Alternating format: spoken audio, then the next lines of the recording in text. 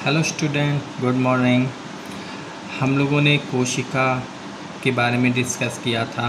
ठीक है, कोशिका क्या हैं, उनके टाइप्स क्या क्या हैं ना, वो प्रोकैरियोटिक कोशिका और यूकैरियोटिक कोशिकाओं के बारे में हम लोग डिस्कस कर चुके थे। ठीक है, आज है प्रोकैरियोटिक कोशिका तथा यूकैरियोटिक कोशिका में अंतर क्या क्या हैं।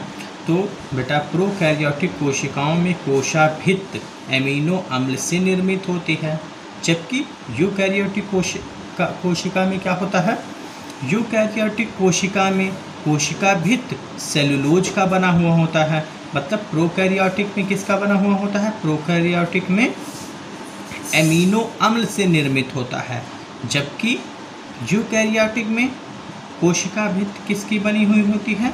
मतलब प्रोकैरियोटिक कोशिका में कोशिका भित्त एमिनो अम्ल से निर्मित होती है, जबकि यूकैरियोटिक कोशिका में कोशिका भित्त सेलुलोज की बनी हुई होती है।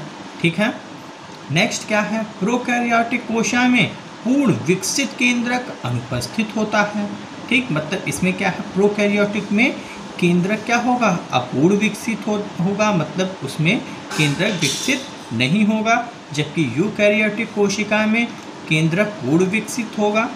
ओके, आगे बढ़ते हैं। केंद्रक कला क्या होगी, अनुपस्थित होगी, जबकि यूकैरियोटिक में केंद्रक कला क्या होगी, उपस्थित होगी। और प्रोकैरियोटिक कोशिका में माइटोकॉन्ड्रिया, एंडोप्लाज्मिक रेटिकुलम आदि क्या होंगी, अनुपस्थित होंगी, जबकि यूकैरियोटिक में क्या होंगी, ये सभी प्रेजेंट होंगी। ठीक बच्चों, आगे हम लोग देखते हैं। अब कोशिका भित्त क्या है। तो बेटा, कोशा को दो भागों में बांटा गया है। ठीक है, कोशा को दो भागों में बांटा गया है। कोशिका के चारों ओर सेलुलोज की बनी निर्जीव झिल्ली पाई जाती है। ठीक, झिल्ली पाई जाती है। कोशिका भित्त के बीच मध्य पटल स्तर होता है। ठीक, यह पेक्टिन का बना होता है। मध्य पटल अंदर की ओर कोशा द्रव्य के स्राव के सेलुलोज के माइक्रोफाइब्रिल्स की पतली परत बन जाती है। इसको प्राथमिक भित्त कहते हैं। ठीक बच्चों, आगे क्या है, कहते हैं प्राथमिक भित्त के अंदर की ओर। ठीक, प्राथमिक भित्त की अंदर की ओर क्या होता है, क्यूटिन के जमा होने से एक और स्तर बन जाता है, जिसे द्वितीयक भित्ति कहते हैं। अब कोशिका भित्त के कार्य क्या हैं। यह कोशिका को क्या करता है, एक निश्चित आकार प्रदान करता है तथा दृढ़ता देता है। ठीक है, ये क्या है, कोशिका भित्त के कार्य हैं। ठीक है, अब हम और जो हेडिंग दिखाई गई है, जीव द्रव्य क्या है।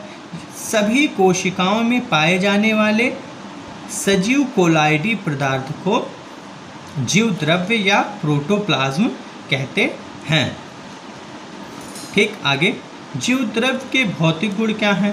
तो जीव द्रव्य अर्ध तरल, रंगहीन, लसलसा तथा जैली सदृश पदार्थ है। यह कार्बनिक या अकार्बनिक यौगिकों तथा गैसों का पानी में घोल है। जीव द्रव्य दानेदार, कणिका युक्त, तंतुमय क्या होते हैं, जालिकामय दिखाई देते हैं। जीव द्रव्य के भौतिक गुण क्या हैं। जीव द्रव्य कैसा है, अर्ध तरल, रंगहीन, लसलसा तथा जैली सदृश पदार्थ होता है। ठीक, और जीव द्रव्य के कार्बनिक यौगिक। तो बेटा, जीव द्रव्य के कार्बनिक यौगिक क्या हैं। प्रोटीन जीव द्रव्य का क्या बनाते हैं, एक ढांचा बनाते हैं। प्रोटीन का कार्य क्या होता है, जीव द्रव्य का ढांचा बनाना। ये कार्बन, हाइड्रोजन, ऑक्सीजन तथा नाइट्रोजन के क्या होते हैं, यौगिक होते हैं। मतलब अगर आपसे कोई प्रोटीन पूछता है क्या है, तो हम बताएंगे ये कार्बन, हाइड्रोजन, ऑक्सीजन तथा नाइट्रोजन के यौगिक हैं। प्रोटीन का प्रत्येक अणु अमीनो अम्ल के बहुत से अणुओं के मिलने से बनता है। आगे, अब कार्बोहाइड्रेट्स क्या हैं। तो बेटा, कार्बोहाइड्रेट सभी जीवों द्वारा ईंधन के रूप में क्या किया जाता है, इनका उपयोग किया जाता है। ठीक, इनका निर्माण कैसे होता है, ये कार्बन, हाइड्रोजन एवं ऑक्सीजन के यौगिक हैं, जिनमें कार्बन, हाइड्रोजन तथा ऑक्सीजन 1:2:1 के रूप में होता है। ठीक है, और आगे वसाएं। लिपिड्स के अंतर्गत वसाएं तेल तथा वसा के समान अन्य सभी चिकने पदार्थ आते हैं। ठीक है, वसाएं क्या है, ये फैट से संबंधित है, मतलब जितना हम ऑयली भोजन करेंगे उतना क्या होगा, हम लोगों में फैट बढ़ेगा। ठीक है,